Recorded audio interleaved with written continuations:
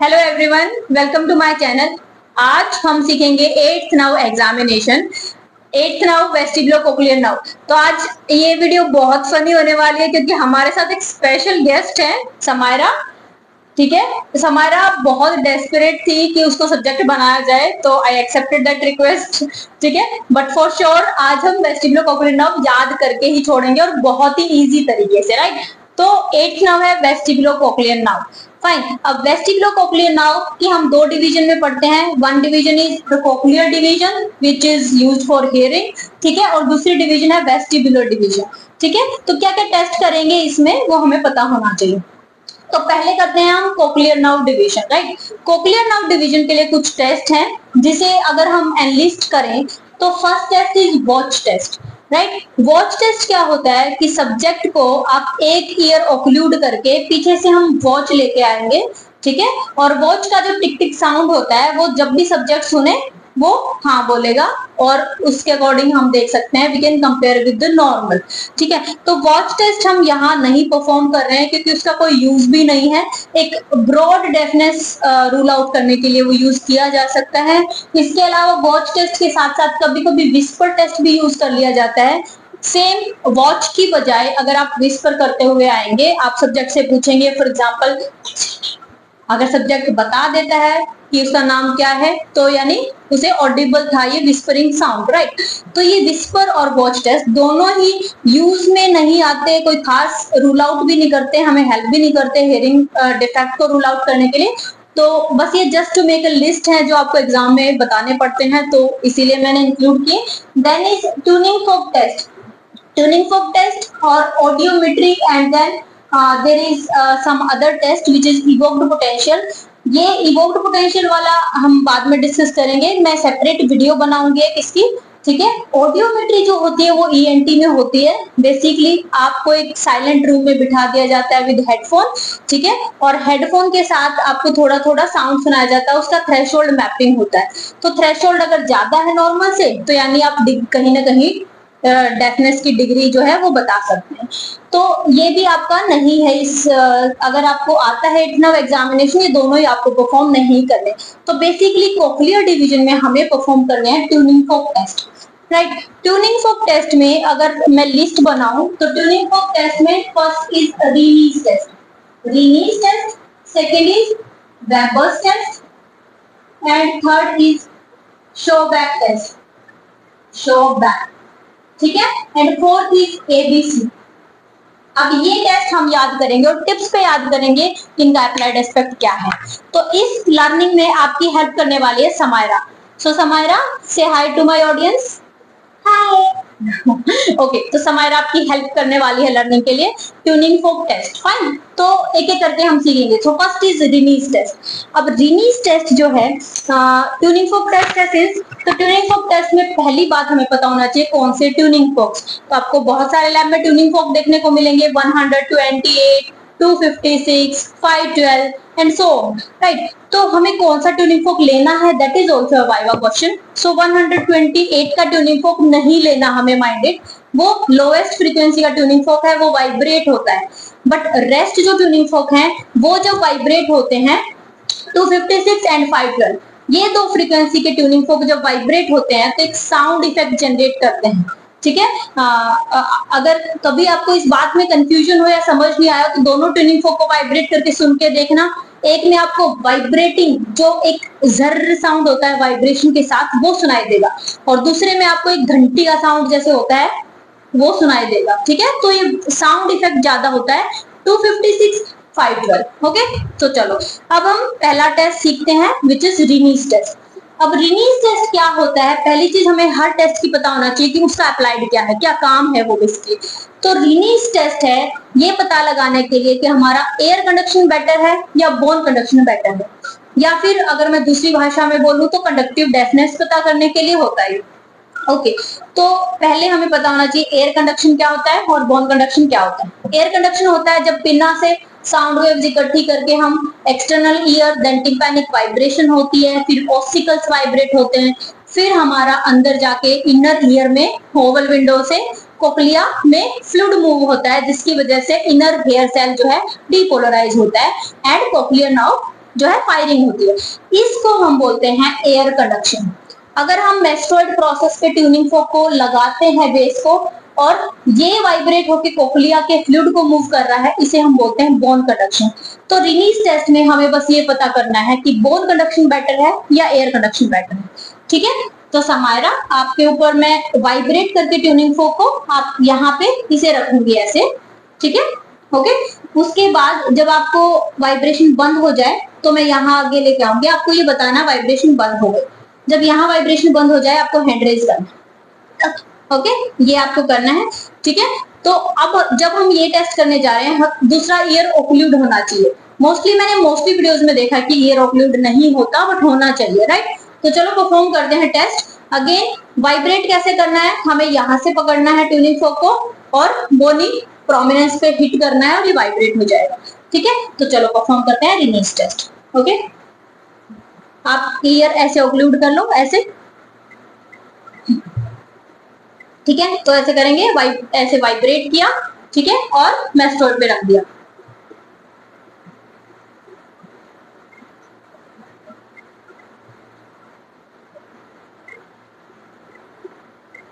आपको बताना यहाँ सुन रहा है नहीं। Yes, okay. तो शी इज सेइंग यस, यानी मेस्टोइड पे जब वाइब्रेशन स्टॉप हो गई, साउंड सुनना स्टॉप हो गया, तब उसे एसी के लिए हम आगे लेके आएंगे। अब यहाँ सब्जेक्ट मिस्टेक करते हैं, ऐसे लेके आते हैं, वो ऐसे नहीं लेके आना, ऐसे, क्योंकि साउंड वेव्स तो अल्टीमेटली प्रॉन्ज की वाइब्रेशन से ही, प्रॉन्ज के हिलने की वजह से साउंड वेव्स बन गए हैं, they should be perpendicular to the external ear. तो इस तरीके से रखना है। अब समायरा वाज सेइंग कि उसे सुन रहा था, राइट। इसका मतलब क्या है कि एयर कंडक्शन से सुन रहा है। एयर कंडक्शन से सुन रहा है मतलब AC is better then BC. Air conduction is better, है ना, क्योंकि बोन कंडक्शन स्टॉप हो गया है, उसके बाद एयर कंडक्शन सुन रहा है।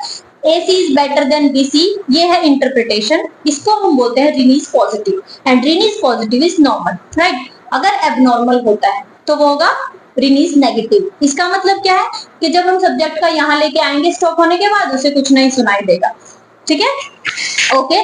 तो इस वजह से हम उसे बोलेंगे रिनीज नेगेटिव। अब आप खुद सोचो रिनीज नेगेटिव कब हो सकता है। अब बोन कंडक्शन सुन रहा है, एसी नहीं सुन रहा, मतलब एसी डिफेक्टिव है, यानी एयर कंडक्शन डिफेक्टिव है, यानी उसे हम बोलते हैं कंडक्टिव डेफनेस। अब कंडक्टिव डेफनेस किस वजह से हो सकती है, हमारा पूरा एक्सटर्नल ईयर और मिडल ईयर, उसमें कुछ भी एबनॉर्मलिटी होगी। अब एक्सटर्नल ईयर में वैक्स कंसीडर कर लो, वैक्स कलेक्शन हो गया, टिम्पैनिक मेम्ब्रेन को थिकनेस बढ़ा दो या रप्चर कर दो, फिर ओटाइटिस मीडिया मिडल ईयर में। तो देखो ये सिंपल सी चीजें हैं जिसकी वजह से हम एग्जाम्पल भी दे सकते हैं कि क्या क्या रिनीज नेगेटिव हो सकता है। तो आई थिंक समझ आ गया होगा रिनीज टेस्ट क्या होता है, उसका अप्लाइड क्या है। कोई भी कंफ्यूजन है कमेंट बॉक्स में डाल देना। अब हम मूव करते हैं नेक्स्ट टेस्ट की तरफ, वेबर्स टेस्ट। वेबर्स टेस्ट किस लिए होता है? वेबर्स टेस्ट होता है कि हमारा लेटरलाइज तो नहीं है साउंड, क्या इक्वल सुन रहा है दोनों तरफ। नॉर्मल बेंग हमें इक्वल सुनेगा, अगर नहीं सुन रहा तो इसका मतलब हमें कुछ चीजें पता होनी चाहिए, ओके। तो टेस्ट पहले देख लेते हैं परफॉर्म कैसे करना है, ओके ओके समायरा। तो अगेन मैं वाइब्रेट करके आपके यहाँ फोरहेड पे रखूंगी, ठीक है। आपको ये बताना है कि दोनों तरफ इक्वल सुनाई दे रहा है या नहीं, या फिर किसी तरफ ज्यादा सुनाई दे रहा है, ओके ओके। तो अगेन हम वाइब्रेट करेंगे like this,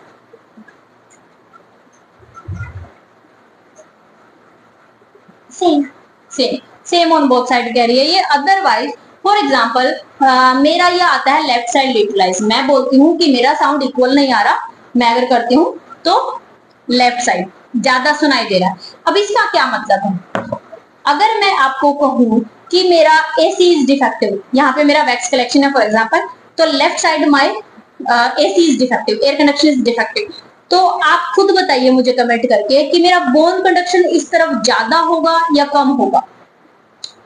so bone conduction जो है, अगर AC डिफेक्टिव है, एयर कंडक्शन डिफेक्टिव है, तो बोन कंडक्शन उस तरफ ज्यादा होगा। ऐसा क्यों? क्योंकि एनवायरमेंटल नॉइज जो है वो AC एयर कंडक्शन के थ्रू आ रहा है। अब एयर कंडक्शन के थ्रू जो नॉइस है, अगर मैं उसे शट कर दूं तो बोन कंडक्शन क्लियरली सुनाई देगा, इसीलिए बोन कंडक्शन ज्यादा होगा। ये कुछ ऐसा है, फॉर एग्जाम्पल आप डीजे के पास खड़े हैं और आप किसी को आवाज दे रहे हैं, राइट, आपकी आवाज नहीं सुनाई देगी, you are bone conduction hearer. अगर डीजे को बंद कर दो तो आपकी आवाज बहुत अच्छे से सुनाई देगी। तो यहाँ डीजे जो है वो एयर कंडक्शन है जिससे सारा नॉइस आ रहा है, और आपकी आवाज जो है वो बोन कंडक्शन। तो इस तरीके से हम इसे याद कर सकते हैं। This effect of air conduction is called masking effect. Air conduction की वजह से बोन कंडक्शन मास्क हो जाता है। अब अगर मेरा वैक्स कलेक्शन है और एसी डिफेक्टिव है तो बोन कंडक्शन क्लियरली सुनाई देगा। इसे हम बोलते हैं bone conduction is increased on same side अगर कंडक्टिव डेफनेस है। अब अगर मैं बोलूं आपको कि मेरा कंडक्टिव डेफनेस नहीं है, मेरा तो नर्व डैमेज है। अब सेम साइड अगर नर्व डैमेज है, इसका क्या मतलब है? तो भाई एसी भी नहीं सुनाई देगा, बीसी भी नहीं सुनाई देगा, बोन कंडक्शन भी क्यों सुनाई देगा? क्योंकि अल्टीमेटली आगे जाके तो नर्व को स्टिमुलेट होना है। अगर वही डैमेज है तो दोनों नहीं सुनाई देंगे। अब आपको पेशेंट ये थोड़ी बताएगा कि मुझे इस तरफ नहीं सुनाई दे रहा, वो ये बताएगा कि मुझे बोन कंडक्शन दूसरी तरफ ज्यादा सुनाई दे रहा है, राइट? तो इस टेस्ट से हमें पता चलेगा लेटरलाइजेशन। मतलब अगर सब्जेक्ट आपको बता रहा है कि अपोजिट साइड ज्यादा सुनाई दे रहा है, इसका मतलब क्या है? या तो उस तरफ कंडक्टिव डेफनेस है या अपोजिट साइड की कोई नर्व डैमेज है। ओके, नर्व डैमेज से अपोजिट साइड ज्यादा सुनाई देगा। समझ में आया? I hope this point is clear. This was verbal test. ठीक है, नेक्स्ट है शॉबैक टेस्ट। अब देखो ये दो टेस्ट होते हैं, शॉबैक टेस्ट एंड एबीसी। इनमें कोई डिफरेंस नहीं होता। शॉबैक टेस्ट होता है कि हम बोन कंडक्शन सब्जेक्ट का एग्जामिनर से कंपेयर करते हैं। अब प्रोवाइडेड एग्जामिनर का जो हियरिंग स्टेटस है वो ठीक हो, उसने टेस्ट कराया हो, ऐसा ना हो कि बोर्ड डेफ और सब्जेक्ट को ट्रीटमेंट स्टार्ट करा दे। तो ये बहुत इंपॉर्टेंट है, एग्जामिनर का जो है हियरिंग लॉस नहीं होना चाहिए। तो करेंगे क्या हम? बोन कंडक्शन हम कहाँ से करते हैं? मैस्टोइड प्रोसेस से करते हैं। बोन कंडक्शन कंपेयर करना है सब्जेक्ट और एग्जामिनर का। ओके फाइन, तो अब हम क्या करेंगे? हम ऐसे ही वाइब्रेट करेंगे और मैस्टोइड पे रखेंगे। Ultimately instruction was missing here, तो इंस्ट्रक्शन देना बहुत जरूरी है। ओके समायरा, तो अब हम एक और टेस्ट करेंगे, आपके मैस्टोइड पे रखेंगे, ठीक है? और उसकी जब आपको स्टॉप हो जाए तो आपको बताना, ठीक है? ओके ठीक है, तो हम अगेन मैस्टोइड पे रखेंगे। चलो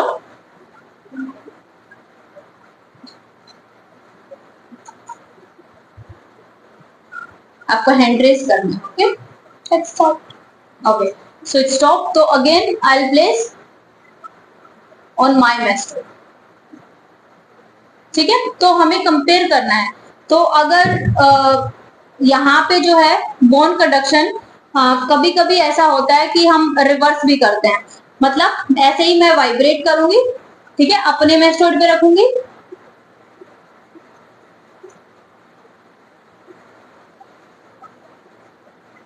और जब स्टॉप हो गई तब सब्जेक्ट भी। आपको सुनाई दे रहा है? नो, ठीक है, तो उसे नहीं सुनाई दे रहा। जब मेरा स्टॉप हो गया था तब मैंने उससे कंपेयर किया था। कुछ सिचुएशन में ऐसा हो सकता है कि बोन कंडक्शन जो है सब्जेक्ट का प्रोलॉन्ग हो, मतलब मेरा स्टॉप हो गया और फिर भी वहां पे उसे फील हो रहा है। ठीक है, अगर बोन कंडक्शन सब्जेक्ट का प्रोलॉन्ग होगा तो उसको कंडक्टिव डेफनेस। ओके, तो ये था शॉबैक टेस्ट, मतलब bone conduction comparison of examiner and subject. अब इसमें हम इंटरप्रिटेशन में यही लिखेंगे कि दोनों का इक्वल था। ओके, अब एबीसी यही सेम चीज होती है, ठीक है, सेम शॉबैक टेस्ट होता है, बट डिफरेंस क्या होता है इसमें? This is absolute bone conduction test. ABC is nothing but absolute bone conduction test. Absolute क्यों होता है? क्योंकि अल्टीमेटली जैसा कि हमने अभी भी देखा, मास्किंग इफेक्ट था, राइट? तो वो मास्किंग इफेक्ट जो है हम यहाँ पे फिर से लाना चाह रहे हैं। यहाँ पे हमने जो बोन कंडक्शन किया उसमें हमारा एयर कंडक्शन का नॉइज तो है, अब उस नॉइज को बस हमें खत्म करना है, तो वो एब्सोल्यूट हो गया, राइट? तो अब हम फिर से सेम टेस्ट करेंगे, बट हम उसी ईयर को ऑक्लूड करेंगे। ठीक है हमारा, तो वही टेस्ट सेम करेंगे, बस आपको अपना ऐसे ऑक्लूड करना है। ओके, तो चलो फिर से करते हैं। स्टॉप हो जाए तो बताना है।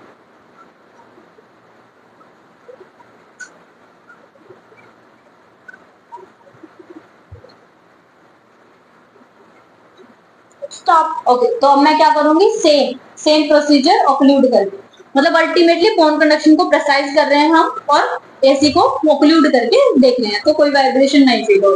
ठीक है, सो ये था हमारा ABC absolute bone conduction test. Okay, तो ये थे हमारे ट्यूनिंग फोक टेस्ट। ऑडियोमेट्री हम बात कर चुके, और ये मैं सेपरेट वीडियो बनाऊंगी।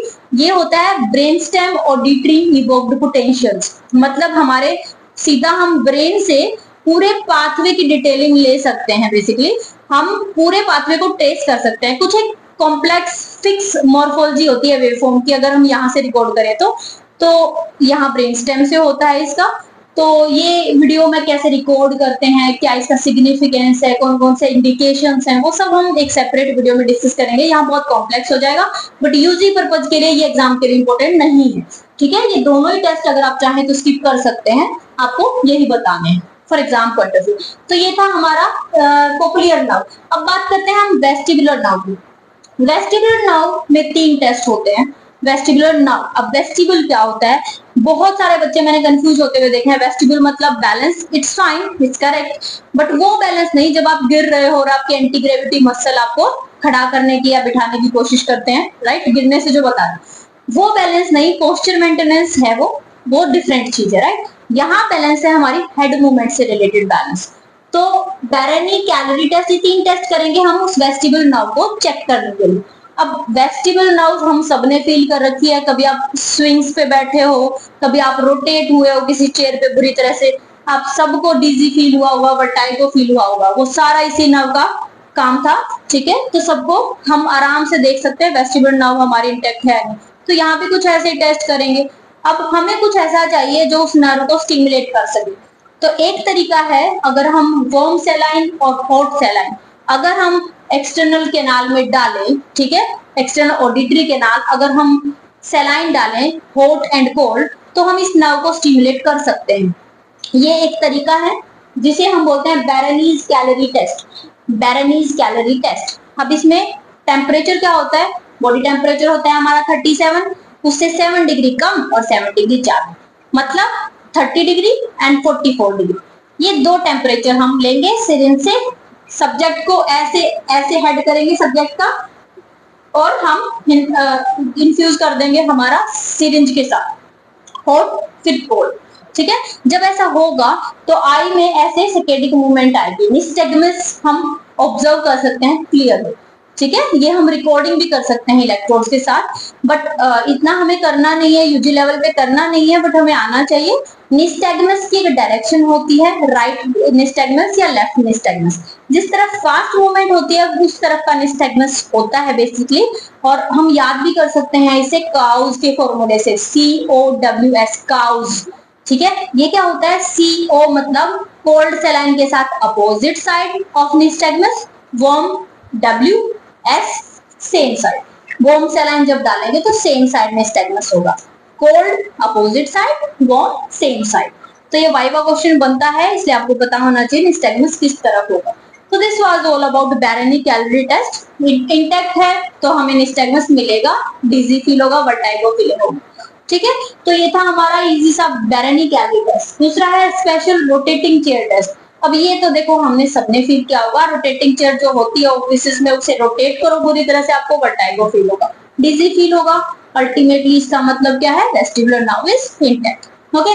Then last is Romberg sign. ये हम करते हैं एक रोमबर्ग साइन, ये आई थिंक सबको पता होना चाहिए रोमबर्ग साइन क्या होता है। This is to rule out sensory ataxia and cerebellar ataxia, ठीक है। ये बेसिकली क्या होता है, सब्जेक्ट को फिट क्लोज करके और खड़ा होना होता है।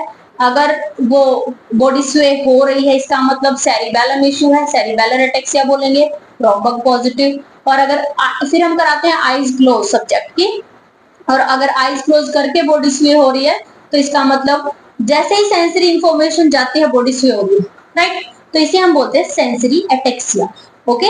तो ये एक बार जस्ट हम करके देख लेते हैं। वैसे भी समायरा ने बहुत कोऑपरेट किया, आई होप आप लोग इस सब्जेक्ट को तो कभी नहीं भूलने वाले कि आपने एक बहुत अच्छे से टॉपिक सीखा है with the help of so cute girl, है ना। तो चलो एक बार रोमबर्ग साइन करके दिखाएंगे फटाफट से, फिर हमारी 8th नाउ कंप्लीट हो जाएगी। चलो ओके। सो समायरा आपको क्या करना है, आपको फिट क्लोज करके खड़ा होना है, फिट क्लोज करके, ओके। तो फिट क्लोज करके सब्जेक्ट को खड़ा होना है, प्रोवाइडेड आपको सब्जेक्ट गिरने नहीं देना। जब ओपीडी में आएगा पेशेंट तो एटेक्सिया पेशेंट आ सकता है, तो ये हमारा पोस्चर होना चाहिए। तो एग्जामिनर भी आपसे पूछते हैं तो आपका पोस्चर ये होगा, सब्जेक्ट गिर ना जाए, ठीक है। सब्जेक्ट को बिल्कुल सीधा खड़ा हो। अब ये करने के बाद अगर बॉडी स्वे हो रही है तो इसका मतलब सेरिबेलर एटेक्सिया है। अब हम बोलेंगे सब्जेक्ट को आईज क्लोज करने के लिए, तो आप आईज क्लोज कर लीजिए। तो अगर सेरिबेलर एटेक्सिया है तो आईज ओपन में ही बॉडी स्वे, अगर क्लोज करने के बाद स्वे हो रही है इस पोस्चर में, इसका मतलब जैसे ही सेंसरी इनपुट गया हमारे प्रोप्रियोसेप्टिव इनपुट आ रहे हैं, सेंसरी इनपुट जाते ही बॉडी स्वे होना शुरू हो जाती है, उसे हम बोलेंगे सेंसरी एटैक्सिया। तो Romberg positive with eyes close और विदाउट आइज क्लोज ये आपको देखना है to rule out sensory ataxia and cerebral ataxia. तो सेंसरी में वेस्टिबुलर नर्व कैन अफेक्टेड। ठीक है, तो ये थे हमारे सारे टेस्ट जो हमें 8th नर्व के लिए करने हैं अगर एग्जाम में आते हैं तो 8th नर्व एग्जामिनेशन। ठीक है, आई hope this point is clear. Thank you Samaira for helping me today. तो आई होप आपको भी समझ आ गया होगा, कोई भी कंफ्यूजन है तो कमेंट में मिलो। Thank you so much for watching, happy learning, bye bye.